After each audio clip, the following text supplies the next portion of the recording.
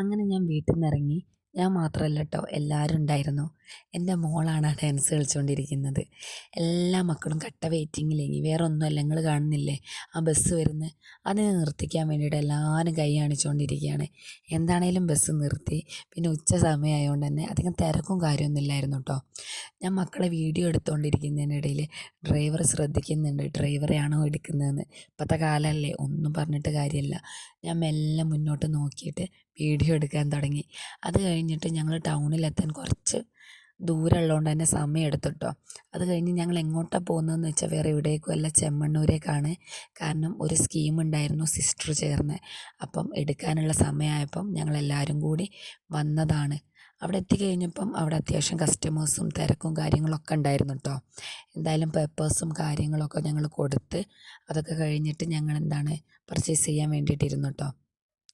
അവിടെയെന്ന് പറഞ്ഞാൽ ഞങ്ങൾ എന്താണ് എടുക്കേണ്ടത് ഏതാണെന്നൊന്നും തീരുമാനിച്ചിട്ടല്ല പോയത്, ഇഷ്ടപ്പെട്ടത് എടുക്കാമെന്ന് വിചാരിച്ചു.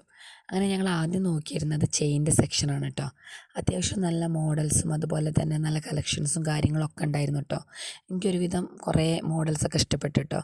ഞാൻ വീഡിയോ എടുക്കുന്നതിനിടയിൽ അവിടുന്ന് സെയിൽസ്മാൻ ചോദിക്കുന്നുണ്ട് വ്ളോഗ് ചെയ്യുകയാണോ എന്ന്. അതിനുള്ള ചിരിയാണ് കേട്ടോ നേരത്തെ കണ്ടത്. അതൊക്കെ കഴിഞ്ഞിട്ട് പിന്നെ ഞങ്ങൾ നോക്കിയത് അതേമാതിരി പാദസരത്തിൻ്റെ സെക്ഷനുമാണേ. പിന്നെ എനിക്ക് ഇഷ്ടപ്പെട്ട മാല ഏതാണെന്ന് ചോദിച്ചാൽ ഈ മാലയാണ് എനിക്ക് ഏറ്റവും ഇഷ്ടപ്പെട്ടത്. നല്ല ഭംഗിയുണ്ടായിരുന്നു കേട്ടോ കാണാൻ. അത് കഴിഞ്ഞിട്ട് പിന്നെ ഞങ്ങൾ ഓര് സെലക്ട് ചെയ്തുകൊണ്ടിരിക്കുമ്പോൾ ഞാൻ കുറച്ച് വീഡിയോസും കാര്യങ്ങളൊക്കെ എടുത്തു.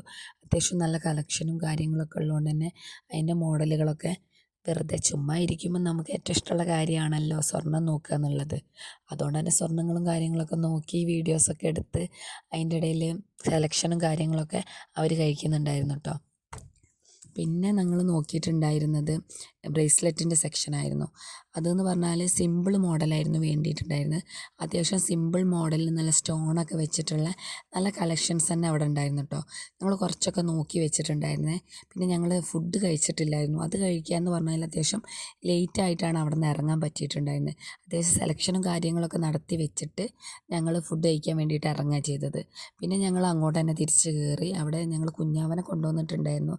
പക്ഷെ വലിയ രീതിയിൽ അവന് കച്ചറാക്കിയും കാര്യമൊന്നും ഇല്ലായിരുന്നു. കാരണം മക്കളെല്ലാവരും ഉള്ളതുകൊണ്ട് തന്നെ അത്യാവശ്യം കളിയും കാര്യമൊക്കെ ആയിട്ട് അങ്ങനെ പോയി. പിന്നെയെന്ന് പറഞ്ഞാൽ അത്യാവശ്യം സ്പേസും കാര്യങ്ങളൊക്കെ ഉള്ളതുകൊണ്ട് തന്നെ അവർക്കൊന്ന് കളിക്കാനും നടക്കാനും ഒക്കെ ഉള്ള സ്ഥലവും കാര്യങ്ങളൊക്കെ അവിടെ ഉണ്ടായിരുന്നു കേട്ടോ. പിന്നെ ഇതിൻ്റെ ഇടയിലൊരു സംഭവം നടന്നിട്ടുണ്ട്, അത് ഞാൻ പിന്നെ എന്താണെന്ന് പറയുന്നുണ്ട്. അതൊരു കുഞ്ഞ് സർപ്രൈസാണ് കേട്ടോ. പിന്നെ അവർ സെലക്ഷൻ നടത്തുന്നതിൻ്റെ ഇടയിൽ ഞാൻ വന്ന് വീഡിയോസും കാര്യങ്ങളൊക്കെ എടുക്കുന്നതാണ് കേട്ടോ അത്. അപ്പോഴാണ് മോള് വന്ന് പറയുന്നത് വാഷ്റൂമിൽ പോകണമെന്ന്. അവളെയും കൊണ്ട് തിരിച്ചു വരുന്നതാണിത്. അപ്പോൾ അവിടെ സ്വാഭാവികമായിട്ടും ഗ്ലാസ് കണ്ടപ്പോൾ ഞാൻ വീഡിയോ എടുത്തുകൊണ്ടിരിക്കുകയാണ്. അപ്പോൾ തന്നെ അമ്മ പറയുന്നുണ്ട് മോളെ മുന്നോട്ട് നോക്കി നടന്നോ അല്ലേ വീണോ എന്നുള്ളത്. അപ്പോൾ അതൊക്കെ കഴിഞ്ഞ് ഞങ്ങൾ തിരിച്ചു വരികയാണ്. ഈ സമയത്ത് അവർ നോസ്പിന്നാണ് നോക്കിക്കൊണ്ടിരുന്നത്.